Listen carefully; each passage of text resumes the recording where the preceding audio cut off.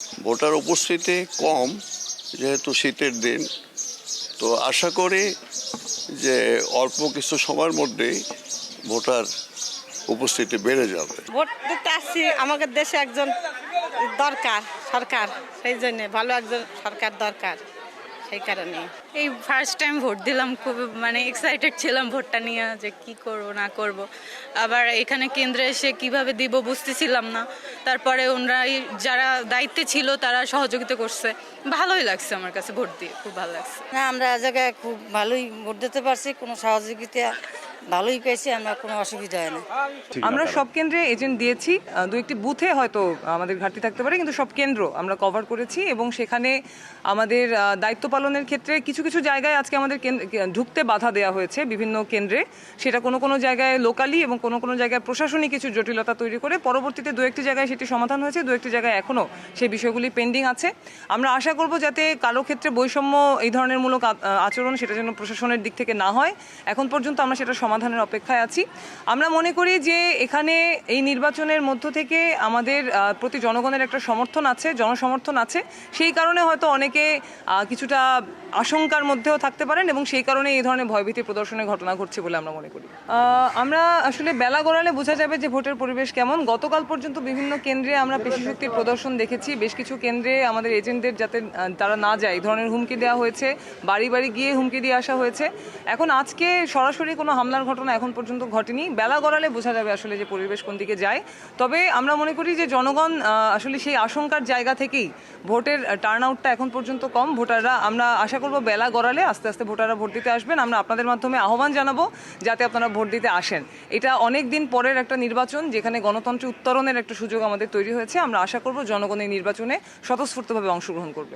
সত্য ওরা টাকা নিয়েছে, একজন 500 করে আর 400 করে 6200 টাকা।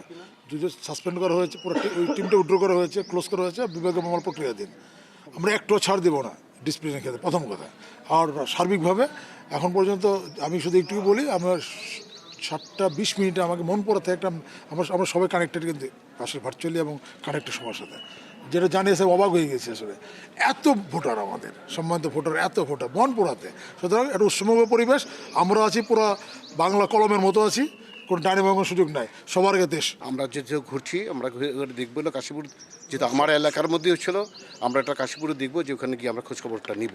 আর আমি এই আচ্ছা ঠিক আছে, এখন আমি কাশীপুর কেন্দ্রটার নামটা কি আপনি বলেন? আসলে কেন্দ্রের নামটা আমার লেখা আছে। আচ্ছা, কেন্দ্রের নামটা বলে আমি এখনই আপনার কাছ থেকে সুনির্দিষ্টভাবে এইভাবে জানতে চাই, আপনার 21টি আসনই তো আপনার নখদর্পণে আছে, সার্বিক পরিস্থিতিটা কিরকম 21টি আসনের?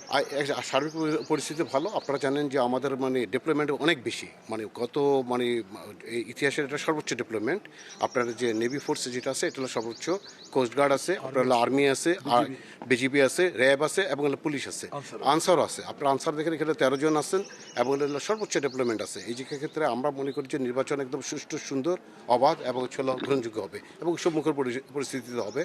আপনার কোথাও আপনার যেটা অভিযোগ কিছু আসতেছে, একেবারে যে অভিযোগ যে নাই তা না, কিন্তু একজন আরেকজনকে ঘায়েল করার জন্য অভিযোগগুলো আসতেছে। ম্যাক্সিমাম একজন আরেকজনকে ঘায়েল করার জন্য করে আসে, এই পক্ষে একটা অভিযোগ দিলে ওই পক্ষে আরেকদিকে অভিযোগ দিচ্ছে। তো আমরা আমাদের যারা রিটার্নিং অফিসার আছে, 6 জন রিটার্নিং অফিসার আছে এবং 42 জন অ্যাসিস্ট্যান্ট রিটার্নিং অফিসার আছে, সবাই সজাগ আছে এবং আমাদের প্রত্যেকটা পয়েন্টে নোডাল পয়েন্ট আছে। নোডাল পয়েন্ট থেকে আমাদের কীভাবে কাজ করবে, কোথাও কোনো সমস্যা হলে প্রথম কে যাবে সেটা আমাদের একদম সুনির্দিষ্ট করা আছে। উপকূলীয় যে আসনগুলো রয়েছে সেই সমস্ত জায়গা একদম উপকূলীয় আসনগুলিতে আপনার কোস্টগার্ড রয়ে গেছে এবং যেগুলো নেভি আছে, যে জায়গাটা আছে একদম বিচ্ছিন্ন। মনপুরে যেমন 3টা কেন্দ্র আছে একদম বিচ্ছিন্ন, সেই জায়গাটাও আপনার হলো একদম স্ট্যাটিক ফোর্স আছে। ওই জায়গাটা কোস্টগার্ড এবং নেভি স্ট্যাটিক থাকবে, তারা কোনো করবে না। দাঁত কি ডিটারজেন্ট দিয়ে মাজেন?